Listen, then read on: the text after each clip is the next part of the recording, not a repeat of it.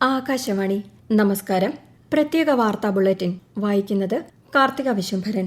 3 ദിവസത്തെ India സന്ദർശനത്തിനെത്തിയ Vietnam president to ലാമിന് രാഷ്ട്രപതി ഭവനിൽ ആചാരപരമായ സ്വീകരണം നൽകി. രാഷ്ട്രപതി ദ്രൌപദി മുർമുവും പ്രധാനമന്ത്രി നരേന്ദ്രമോദിയും ചേർന്ന് അദ്ദേഹത്തെ സ്വീകരിച്ചു. കേന്ദ്രമന്ത്രിമാരായ പീയൂഷ് ഗോയൽ, അശ്വിനി വൈഷ്ണവ്, ജിതേന്ദ്ര സിംഗ് തുടങ്ങിയവർ സന്നിഹിതരായിരുന്നു. വിയറ്റ്നാം പ്രസിഡന്റ് ഇന്ന് പ്രധാനമന്ത്രി നരേന്ദ്രമോദിയുമായി കൂടിക്കാഴ്ച നടത്തും. പരസ്പര താൽപര്യമുള്ള പ്രാദേശിക ആഗോള വിഷയങ്ങൾ ഇരു നേതാക്കളും ചർച്ച ചെയ്യും.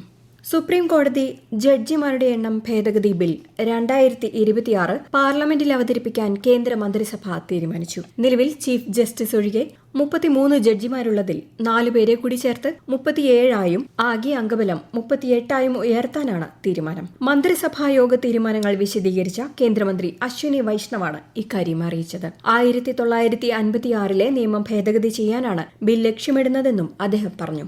നിയമസഭാ തിരഞ്ഞെടുപ്പ് നടന്ന കേരളം, തമിഴ്നാട്, പശ്ചിമ ബംഗാൾ, അസം, കേന്ദ്രഭരണ പ്രദേശമായ പുതുച്ചേരി എന്നിവിടങ്ങളിൽ സർക്കാർ രൂപീകരണ ചർച്ചകൾ പുരോഗമിക്കുന്നു. കേരളത്തിൽ നിയമസഭാ കക്ഷി യോഗത്തിന് ശേഷം മന്ത്രിസഭാ രൂപീകരണത്തിനായി ഗവർണറെ UDF സമീപിക്കുമെന്ന് നേതാക്കൾ അറിയിച്ചു. അഖിലേന്ത്യാ കോൺഗ്രസ് കമ്മിറ്റി പ്രതിനിധികളും ചർച്ചകൾക്കായി എത്തിച്ചേരുമെന്നാണ് റിപ്പോർട്ടുകൾ.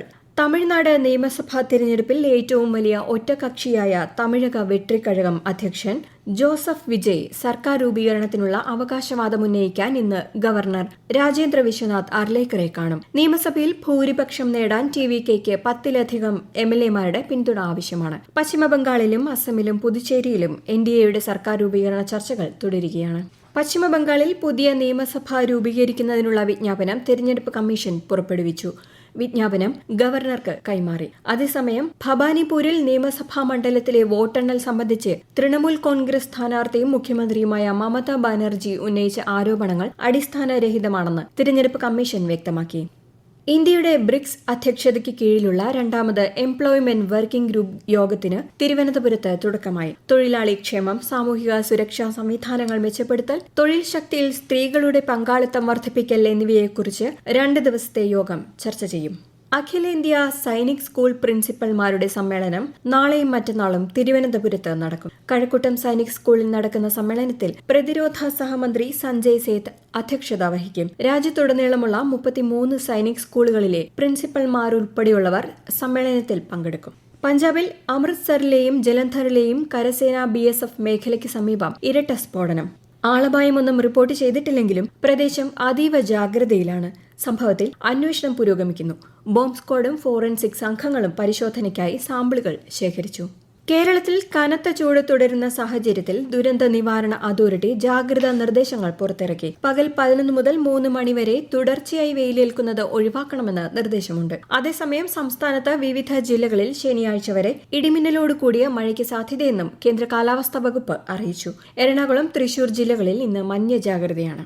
IPL ക്രിക്കറ്റിൽ ഇന്ന് സൺറൈസേഴ്സ് ഹൈദരാബാദ് പഞ്ചാബ് കിങ്സ് പോരാട്ടം. ഹൈദരാബാദിലെ രാജീവ് ഗാന്ധി ഇന്റർനാഷണൽ സ്റ്റേഡിയത്തിൽ രാത്രി 7:30 മത്സരം. ഇന്നലെ നടന്ന മത്സരത്തിൽ ഡൽഹി ക്യാപിറ്റൽസിനെതിരെ ചെന്നൈ സൂപ്പർ കിങ്സിന് 8 വിക്കറ്റ് ജയം. ആഗോള ഊർജ്ജ മേഖലയിലെ സുപ്രധാന ജലപാതയായ ഹോർമുസ് കടലിടുക്കിലെ US സൈനിക നീക്കം പ്രതിരോധ നടപടിയെന്ന് US state secretary Marco Rubio. ഹോർമുസിലൂടെ സഞ്ചരിക്കുന്ന വാണിജ്യ കപ്പലുകളെ പിന്തുണയ്ക്കുന്നതിനുള്ള പ്രൊജക്ട് ഫ്രീഡം ദൌത്യം ആരംഭിച്ചത് ഒരു സുരക്ഷാ ശ്രമമായി മാത്രമാണെന്ന് റൂബിയോ വിശദീകരിച്ചു. മേഖലയിലുള്ള വാണിജ്യ കപ്പലുകൾ സംഘർഷത്തിൽ കക്ഷികളല്ലെന്നും എന്നാൽ അവ ബാധിക്കപ്പെട്ടതായും അദ്ദേഹം പറഞ്ഞു. ഹോർമുസിലൂടെയുള്ള കപ്പൽ ഗതാഗതം പുനഃസ്ഥാപിക്കാൻ ഇറാനിൽ സമ്മർദ്ദം ചെലുത്താൻ ലക്ഷ്യമിട്ടുള്ള ഐക്യരാഷ്ട്രസഭാ പ്രമേയം മുന്നോട്ടുവെച്ച് അമേരിക്കയും ഗൾഫ് സഖ്യകക്ഷികളും കപ്പലുകളെ ആക്രമിക്കുകയോ നിയമവിരുദ്ധമായി ടോൾ ഈടാക്കുകയോ ചെയ്യുന്നത് തുടർന്നാൽ ഇറാൻ ഉപരോധമുൾപ്പെടെയുള്ള നടപടികൾ നേരിടേണ്ടി വരുമെന്ന് കരട് പ്രമേയം മുന്നറിയിപ്പ് നൽകുന്നു.